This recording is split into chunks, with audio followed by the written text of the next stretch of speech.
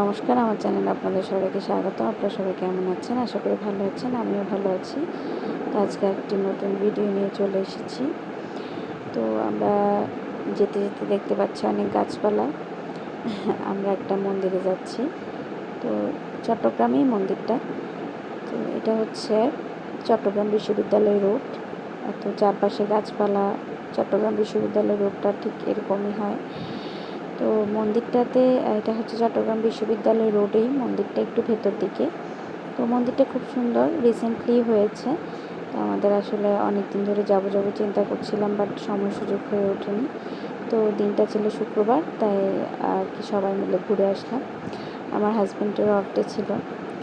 তো আমরা এখন গেট দিয়ে ঢুকবো মন্দিরে। মন্দিরটা আসলেই খুব সুন্দর, গেটটা দেখেই বুঝতে পারছেন। আর মন্দিরটা দেখে তো আর কিছু বলার নেই, জাস্ট মুগ্ধ। এত সুন্দর একটা মন্দির। তো চারপাশে গাছপালা, মনোরম পরিবেশ, খুব সুন্দর একটা পরিবেশ। মনে হচ্ছে কোনো একটা গ্রামের মন্দিরে এসেছি আর কি আমরা। তো খুব সুন্দর মানে মন্দিরটা। না আসলে বুঝতে পারতাম না আসলে। চট্টগ্রামের অনেকেই এখানে এসেছে, আবার অনেকে আসেনি যারা দূরে থাকে। তো সবাই একবার এসে অবশ্যই ঘুরে যাবেন। ভীষণ সুন্দর একটা মন্দির। আর এটা হচ্ছে সরস্বতী জ্ঞান মন্দির। তো মা সরস্বতী বিগ্রহ এখানে আছে, নিত্য পূজা হয়।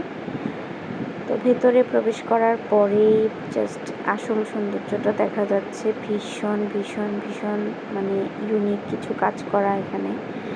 তো এখানে উপরে দেখতে পাচ্ছেন, এখানে আরও কিছু কাজ মেবি বাকি আছে, তো ওগুলো হবে।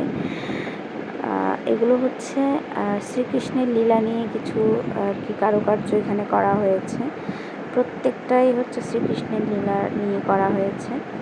শ্রীকৃষ্ণ কী করেছিল ছোটোবেলায়, প্লাস উনি বড় হওয়ার পরে কী কী করেছিলেন, অর্জুনের সাথে অর্জুনের সারথি হিসেবে কী কী করেছিলেন, সব কিছুই আছে এখানে। তো আমরা পুরোটা ঘুরে দেখলাম। আসলে না আসলে এত সুন্দর মন্দিরটা উপভোগ করা যেত না। আমি মোবাইলে ভিডিও দেখেছি, অনেক ছবি দেখেছি, এখানে অনেকে এসে ছবি ভিডিও দিয়েছে, বাট যতটুকু না মোবাইলে দেখেছি তার চেয়ে বেশি সুন্দর লাগছে এখন। মানে উপভোগটা আমি এখানে এসেই করতে পারছি, আনন্দটা, মানে এত সুন্দর একটা মন্দির। তো এখন আমি আপনাদেরকে মা সরস্বতীকে আর কি দেখাবো। তো মায়ের মুখটা তো এত মায়াবী ছিল, কি বলবো, দেখেই শান্তি লাগছে। আর ইনি হচ্ছেন পূজারী, ইনি হচ্ছেন এখানে চিটাং ভার্সিটি থেকে ওনাকে আর কি নিয়োগ দেওয়া হয়েছে। তো মাকে দর্শন করে নিন। জ্ঞানের দেবী মা সরস্বতী। আসলে মায়ের কৃপা আছে বলে হয়তো আমি এখানে আসতে পেরেছি। তো মন্দিরটা ঘুরে আসলে অনেক আনন্দ লেগেছে। আপনার সাথে কিছু ছবি শেয়ার করলাম আর কি।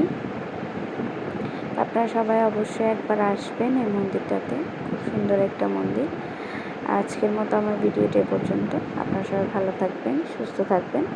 আর আমার ভিডিওটা যদি ভালো লেগে থাকে, লাইক, কমেন্ট অ্যান্ড সাবস্ক্রাইব করে দেবেন। ধন্যবাদ।